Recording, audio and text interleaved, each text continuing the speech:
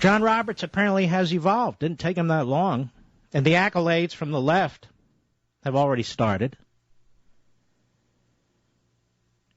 With the Obamacare and Arizona decisions, Roberts' activism is now firmly evident.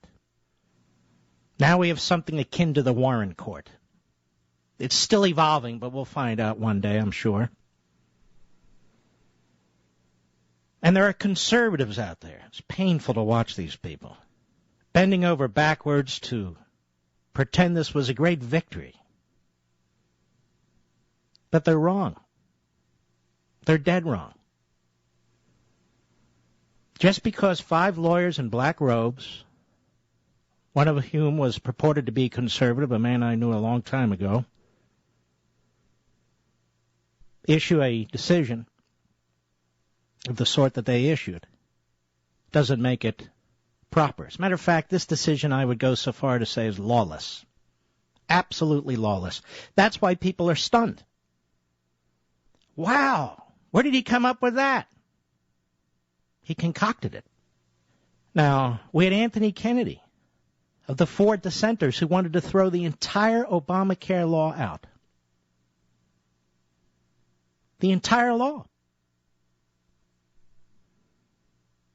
The Chief Justice saved it under an absurd, a truly absurd and truly stupid argument that I'll get to, as I said, later. Chief Justice John Roberts saved Obamacare despite its multiple constitutional violations. We had 4 justices, including Kennedy, who wanted to throw the entire thing out. And I hear some conservatives claiming, wow, we narrowed the Commerce Clause jurisprudence. Are these people serious? We can repeal Obamacare, we damn well better, but how do we fix the Constitution now that yet again it's been abused? Now that yet again a provision of the Constitution has been misused, to support a government program that is a direct assault on the individual. How do we fix that?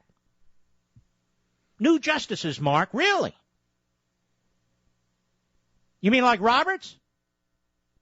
You mean like Souter? You mean like John Paul Stevens? And I could go down the list.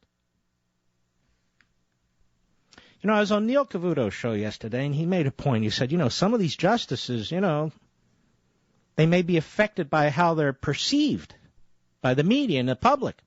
And I said to him at the time, it's true, but it only happens to Republicans. They seem to get this disease. Those 4 leftists on the court, those 4 left-wing judicial activists, there was never any doubt about what they were going to do. They wanted to run wild with the Commerce Clause. Why? Why? Because they're statists. Just because they're dressed up in robes doesn't mean they're not what they are. So the bottom line with the Roberts court decision is you can't regulate inactivity, but you can tax it. Wow! What a win for conservatives. He narrowed it. But wait a minute.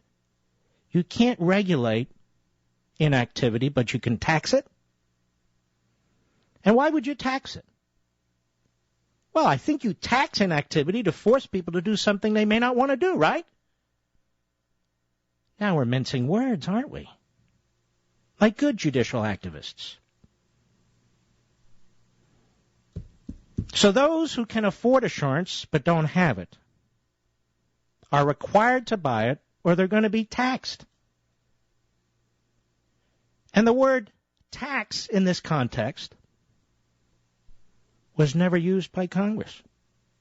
They insisted, as did Obama, it's not a tax. And then there's Roberts. But it is a tax. No, it's not a tax. Yes, it is a tax. No, yes, no. Well, what is it? It's whatever John Roberts says it is.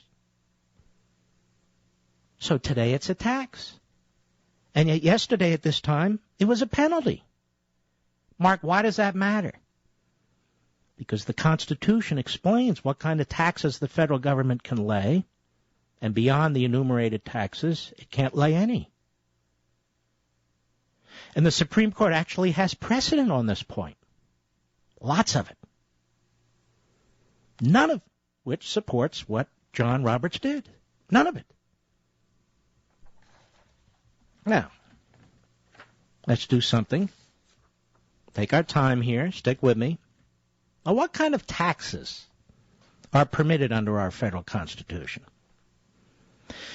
Well, there's a tax that's called a direct or a capitation tax. Mark, what in the world is that?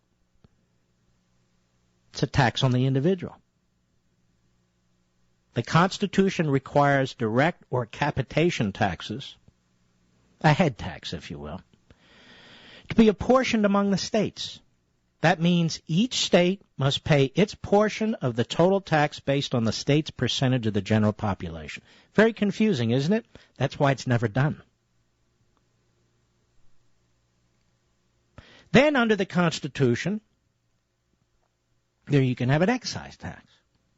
But excise taxes require some sort of action or activity on the part of an individual. So surely this can't be that either, can it? No.